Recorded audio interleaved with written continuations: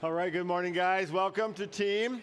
Well, it finally came. This is the coldest morning of the year, I think. Heard guys talking around, and my car only said -7 on the way here, but people live out west. There's some sort of vortex out west in Elburn.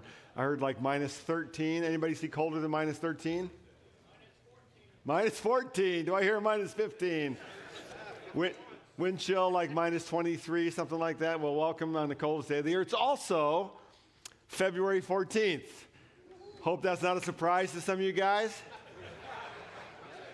So if you're married, you want to be aware that today is Valentine's Day. If you still need a card, all you have to do is find whatever store you go to and find the horde of guys that are wandering around the card aisle today. I'll be there with you because I'm on my way home. I realized, I was driving. I have an excuse. I was driving yesterday, didn't really have a chance, but that'll be on my checklist today. So there'll be like, if you go to the card aisle, there'll be like 20 men walking around frantically trying to find the right card. So make sure you pick something up. A couple announcements today that are opportunities and one kind of cool thing. You maybe saw my email. We had a couple weeks ago a team table.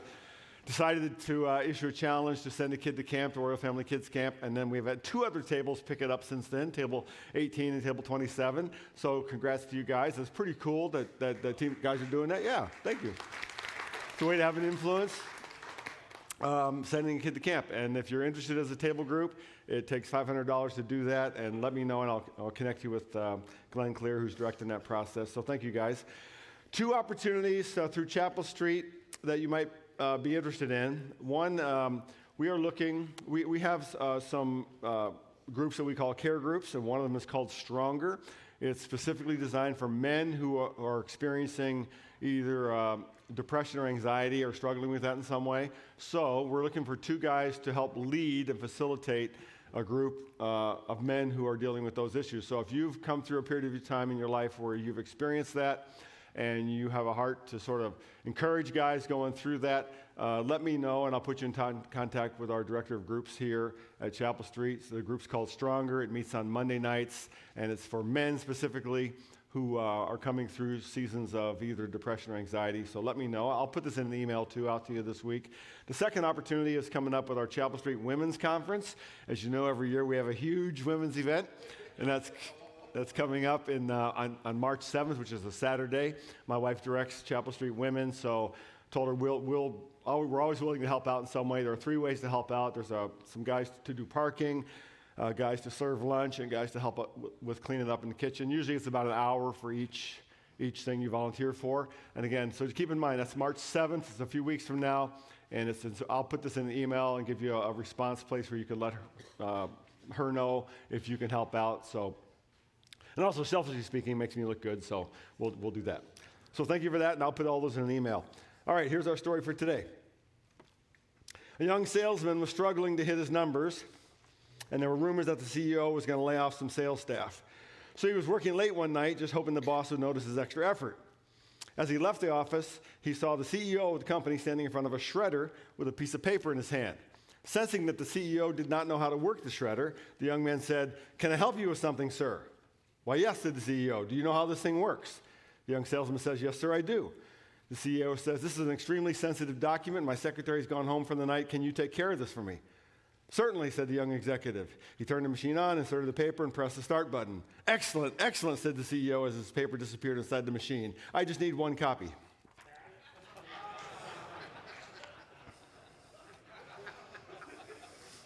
Obviously, no. All right. I don't mind a failure now and then. It's okay. I can handle it. Today's session is called The Final Question. I really could have called it the Greatest Question or the Great Question, but it's about a question.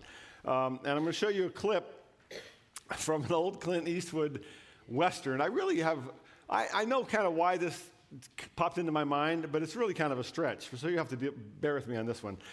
Comes from the film High Plains Drifter. He plays a mysterious character, which he usually does, who comes into this western town as a visitor, as a mining town, where some really bad stuff has happened. And so he cleans up all the bad guys, which turns out to be most of the town. And he's actually his character's not exactly the greatest guy in the world anyway. But he never says his name. You never find out this guy's name the whole time through, which is why he's called High Plains Drifter. And so no one knows who he is. And so this is right at the end of the film. He's finishing up the cleanup process. And there's a little interesting conversation right at the end. I cut some of this out because it's too early in the morning to see some of this stuff, but check it out.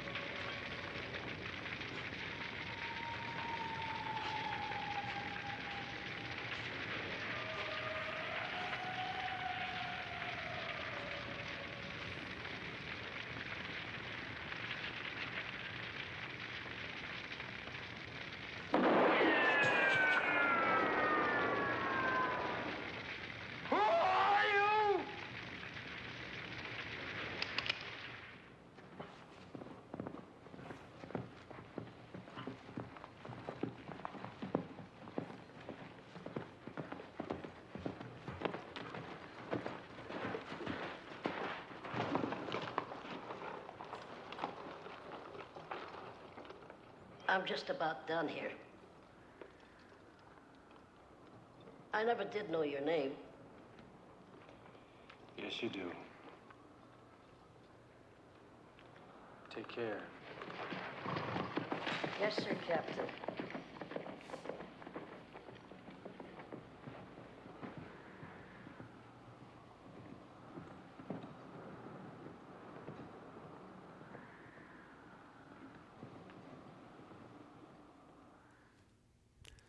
Okay, a little mysterious, but I chose that because the question is about identity. The guy shouts out, "Who are you?" And the part I cut out, he shoots him 3 times right in the chest. I didn't want you to see that. And then at the end, the guy says, "Never did get your name." And he said, "Yeah, you did. Yeah, you do. You know who I am." I'll talk about what that tombstone meant in just a minute. But here, our theme all year has been be salty, because we want to be men of spiritual influence. And Jesus, we started off the whole first 14 weeks with him teaching through the Sermon on the Mount, where he's teaching about what it means to be people who follow him in his kingdom. What does it look like to live in the kingdom of God? What does it look like to follow him?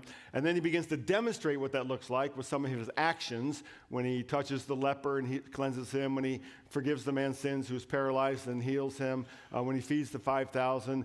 And today we look at this really interesting little story about why Jesus can do that, about how he has the authority to do that, about who he is. So we're looking at a question of identity today. So we're in Matthew chapter 16. Let me read this story for you. I'm going to explain a few things along the way because you don't see them right away unless you know something about the geography of ancient Israel, and then we'll teach about it. So Matthew 16. When Jesus came to the region of Caesarea Philippi, now it's important for me to stop there and tell you where this is and why it matters. This is an area north of the Sea of Galilee, and if you remember, Jesus has been in that region. It's where his hometown was Nazareth, and then he's been in Capernaum, which is where Peter and some of the earliest disciples were fishermen. So that's kind of been his center of operation around the Sea of Galilee. Well, this is about 20 miles north of that. So it's a pretty significant walk, which is how Jesus and his followers got around. So it's significant that he's up away from his normal area. So he's up in this northern area, a place that was for centuries known to be a place of pagan worship. There was a deep cave there, and actually I was able to visit this location a few years ago when we traveled to the Holy Land. You can see it. There's a hole in a sort of a mountain, and there was a really deep cave, and it was a source of water. A well bubbled up from there that was very significant, and the ancient people saw it as sort of a magical place, and they actually called it sort of a gateway to the underworld. Eventually, a large pagan temple was built there, and it was dedicated to the Greek god Pan. So by Jesus' day, it was seen by the Jews as an evil place of pagan worship, and good Jews were warned never to go there. It was seen as an evil, dark place. But so Jesus seems like intentionally takes his disciples on a 20-mile field trip just to be in this place for the story that's going to happen right now. So when Jesus came to the region of Caesarea Philippi, he asked his disciples, "Who do people say the Son of Man is?" Now I got to pause there again. This phrase, Son of Man, sounds kind of odd to our ears. Like, what does that mean? Well, this is a direct reference to the Old Testament, Daniel chapter 7. Daniel was a prophet, and it's seen as a title for the Messiah, the promised Messiah of God. And this is Jesus' favorite way to refer to himself throughout the Gospels. He calls himself Son of Man. Now, let me read from Daniel chapter 7 so you can hear what his disciples would have heard him saying when he says Son of Man. Daniel 7 says, "In my vision at night I looked, and there before me was one like a son of man, coming with the clouds of heaven. He approached the Ancient of Days," that's a term for God, "and was led into his presence. He was given authority, glory, and sovereign power. All nations and peoples of every language worshiped him. His dominion is an everlasting dominion that will not pass away, and his kingdom is one that will never be destroyed." Okay, so when Jesus talks about Son of Man, refers to himself as that, he's talking about something very, very significant in the Jewish mind. He's talking about the Messiah, the promised one of God. Verse 14, they replied, "Some say John the Baptist, others say Elijah, still others Jeremiah or one of the prophets. But what about you?" he asked. "Who do you say I am?" Simon Peter answered, "You are the Messiah, the Son of the living God."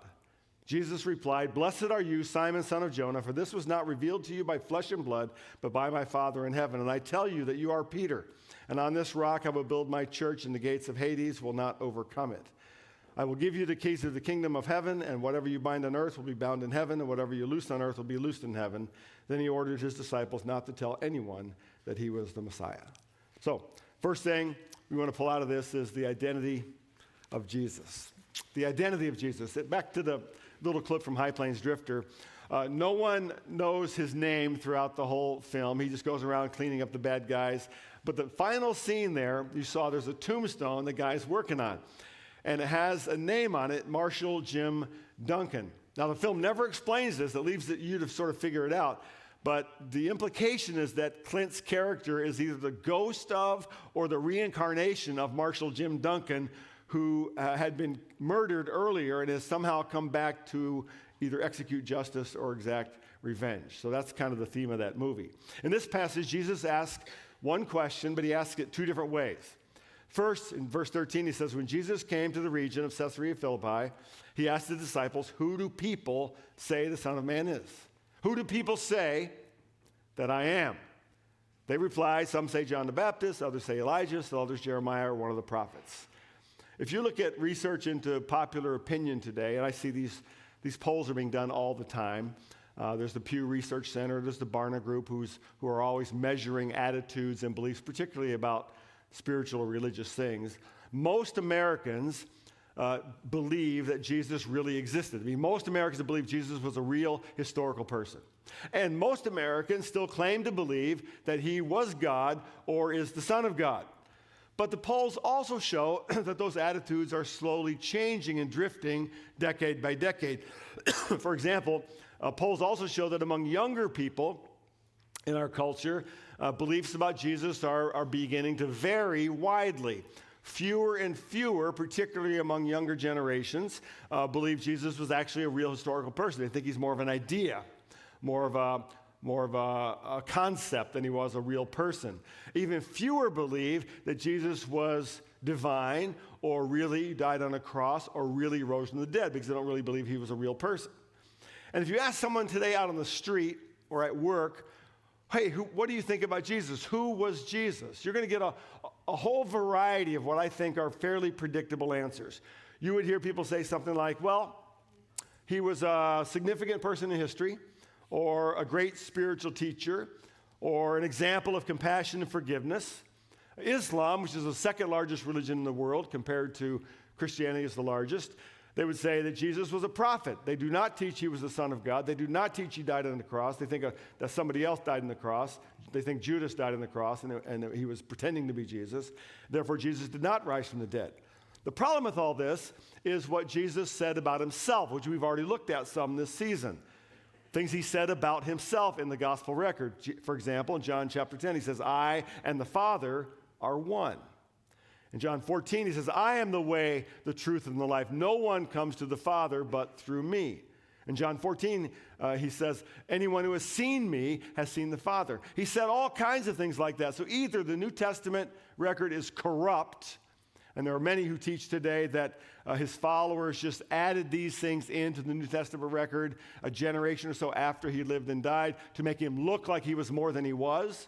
That's the prevailing liberal thought on the New Testament, which we could get into a whole discussion of the historicity of the New Testament, of the document records and all that, and the evidence is overwhelming that the New Testament is accurate based on eyewitness opinions. We won't take time to do all that today, but that's what some think. The whole New Testament, you can throw it out because it's all corrupt. Or it means that Jesus had a Messiah complex, a literal Messiah complex. He was mentally unstable and claimed things that were just outrageous. Or he was one of the great religious con artists of all time, that he was teaching something he knew to be false just because he wanted to get a bunch of followers because he was an egomaniac. I'll come back to all that in just a minute. Then he asked the question a second way, a different way. Verse 15, he says, but what about you? Who do you say that I am? Simon Peter answered, you are the Messiah, the Son of the living God. So Jesus moves from asking a kind of impersonal question, an indirect question, who do people say that I am? What do most people think of me? What does our prevailing culture, how does the culture regard me? That's sort of an indirect question. And he shifts it to a very personal question. What do you say that I am? Who do you say that I am? Now, this is very intentional. And if we read the gospel records, we see that Jesus is always moving in this personal direction. And he asked the question this way because to Jesus, faith is fundamentally personal.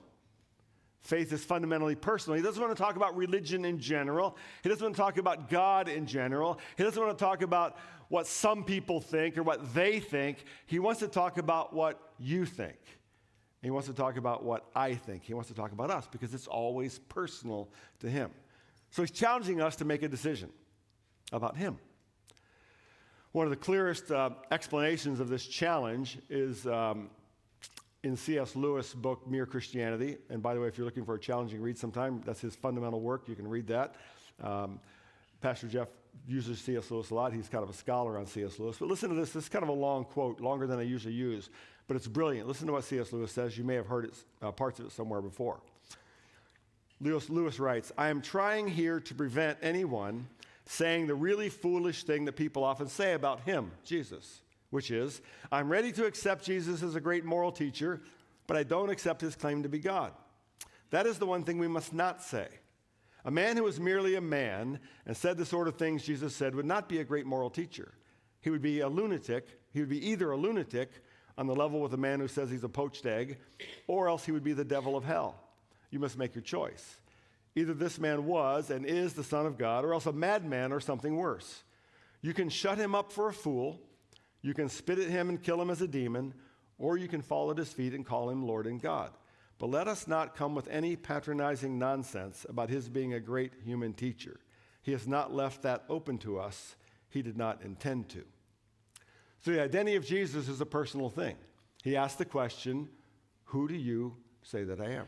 Secondly, in this passage, we see the promise of Jesus. The promise of Jesus. Way back in 1966, I was just 10 years old, and the Beatles were nearing the peak of their popularity worldwide. Some of you may remember those days. I just look at them in pictures. But in an interview with John Lennon, he made a kind of offhanded statement that sparked a huge controversy. Here's the statement kind of taken out of its context. He said, "Christianity will go. It will vanish and shrink. I needn't argue about that. I'm right and I'll be proved right. We are more popular than Jesus now." He said a few more things after that, but that last line, "we're more popular than Jesus," made the headlines. And it resulted in a firestorm of blowback on the Beatles, especially in the southern part of the United States. So much so that Lennon later had to walk back those comments, saying he really didn't mean to disrespect Jesus at all. But it stuck. We're more popular than Jesus. But John Lennon wasn't alone in predicting the decline and ultimate death of Christianity. From the Roman Emperor Nero in the first century, who coated Christians with tar and burned them in his gardens to light his way, to the rise of the Marxist doctrines of communism, to the God is dead movement. In 1882, a German philosopher named Friedrich Nietzsche made the claim, God is dead. Time magazine actually had a cover story in 1966, that same year that Lennon said that, and the cover story in Time magazine said, "Is God dead?" ? To the aggressive atheism of our times, writers like Richard Dawkins, who's written a book called The God Delusion, or a guy named Sam Harris, who's written a bestseller now called The End of Faith, right? People have predicted the end of religion, particularly the end of Christianity, for centuries, and yet today there are over 2.3 billion followers of Jesus in the world. Largest organized religion in the world, bigger than Islam, bigger than all the others. Point of interest, here in America, it's generally thought that the church is in decline, that fewer and fewer people are actually consider themselves part of a church or consider themselves Christian, which is true.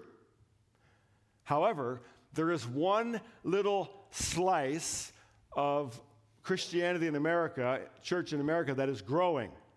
And that one little slice is conservative evangelical churches, exactly like Chapel Street. There are a lot of reasons for that. We are actually in the movement that's growing in this part of the world, and I'll talk later about where the Christianity is growing around the world. This is the promise of Jesus. The fact that the church has not died, the fact that the church is thriving, the fact that there are more followers of Jesus today than any point in human history is a result of the promise of Jesus. Verse 17, Jesus replied, "Blessed are you, Simon, son of Jonah, for this was not revealed to you by flesh and blood, but by my Father in heaven. And I tell you that you are Peter, and on this rock I will build my church, and the gates of Hades will not overcome it. I will give you the keys of the kingdom of heaven. Whatever you bind on earth will be bound in heaven, and whatever you loose on earth will be loosed in heaven." Now, there are all kinds of things in this paragraph. I can't possibly cover them all. Let me just touch on a couple of things, sort of points of interest. Jesus here blesses Peter because of his bold statement of faith. Of all the disciples, he steps up and answers first.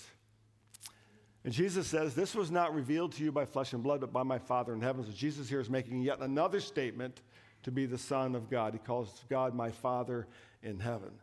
So what about Peter? And what does Jesus mean by "on this rock I will build my church"? Let me just give you the two great historical streams that flow from this one sentence. The Roman Catholic tradition has interpreted Jesus' words here to mean that Peter is the rock. As you know, Peter, the name is sort of a play on words of the Greek word for rock, but the Roman tradition says that Peter is the rock, therefore Jesus is conferring on Peter the authority to build the church. And they see this as the beginning of the papal line, the beginning of papal authority. Even though later in the gospel stories, Peter himself denies he even knows Jesus 3 times, even though the Apostle Paul corrected Peter's faulty stance on the Gentiles coming into the church later in the New Testament, they still see this is the beginning of the papal line and papal authority. The Protestant tradition, of which our church is a part, says that Jesus is referring to himself as the rock, and that the church will be built on him and the truth of the gospel. Now, what does Jesus mean by the church? I'm not going to answer those streams for you. Those are just two historical streams.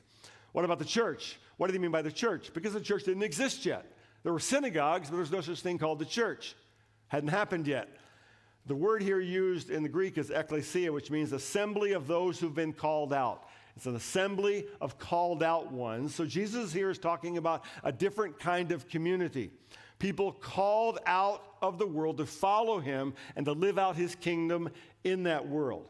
And the promise is, on this rock, I am the Messiah, I am the Savior, I am the foundation of the gospel. On this rock, I will build my church, and the gates of Hades, or hell, will not overcome it. Now think about this. Jesus took his disciples on a 20-mile field trip, walking all the way to Caesarea Philippi. Most scholars think he's standing there pointing at what they believed were the gates of hell, this cave with this pagan temple built in front of it, a place that Jews were told was the most evil place in their whole region. He says, and the gates of hell will not prevail against what I'm building in the world. It's pretty profound. He's saying all the pagan practices in the world, all the evil in the world, everything that you see will never overcome the church I'm going to build on what I'm telling you right now. So John Lennon was wrong. He was wrong because 2,000 years ago, Jesus promised he would be wrong. Point of interest, the Christian church today is growing fastest in the southern hemisphere of the world. It's growing fastest in South America and Africa and Asia and China. It won't be long before China has more Christians than there are people even living in America, and maybe even now, because Jesus promised nothing's going to overcome it, and actually thrives in places that are the most difficult places to live, where there's the most suffering in the world, and that's because Jesus promised. Thirdly, we see here the strange command of Jesus. Verse 20, then he ordered his disciples not to tell anyone that he was the Messiah. Now, right about here, you should be going, huh? This is how the story ends. It's weird. You would think that right now, at this climactic moment, when he's standing in front of the gates of hell, saying, yes, Peter, dead on right, and because I am who I am, the gates of all evil will never prevail. You would think he would say, now, go out there and tell the world. But he doesn't. He says, keep it a secret. Why would he say that? He actually does this several times in the New Testament. Why? Well, here's why. The claim to be Messiah was an outrageous claim in that day. It meant to claim that he was God, or it meant to claim that he was king of the Jews, because that's how the Jews saw their Messiah. He was the coming king like King David, which would have been a violation and seen as a rebellion by the Roman government who was in charge of Israel, and that was punishable by death. To claim to be a king when there was only one emperor was punishable by death because it was treason. Okay? To say you're the Messiah also to the Jews meant that you were the Son of God. And those claims would be blasphemy, which was also in the Jewish tradition punishable by death. So Jesus knows that that this word gets out publicly, it speeds up the process that will lead him to his own death and execution. And it's not yet time.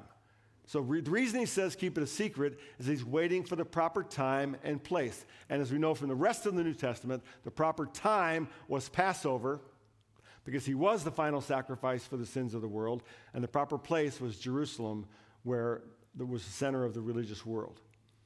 And he did not tell his disciples to go into all the world and to preach the gospel until after he had risen from the dead, because his death and resurrection would demonstrate both his authority and his purpose. So what does this mean for us? Two things I want to pull out of this story. First, faith is personal. Faith is personal. He asked the question, who do you say that I am? That's the question we have to deal with. It's personal. Secondly, he's not a secret anymore. Who Jesus is not a secret anymore. So how do we have spiritual influence? Once faith is personal, I believe influence is natural. Okay? Once faith is personal, once I can answer the question, who do you say that I am? Influence becomes natural. And when I have not yet answered that question fully for myself, I can't really have influence because I can't answer the question. When faith is personal, influence is natural through how we live. That's what we've been talking about all season. Through how we engage the world around us, how we engage the people around us, and how we articulate and explain what we believe and why. How we answer the question, who do you say that I am? I want to take you to two questions today that get at this a little bit.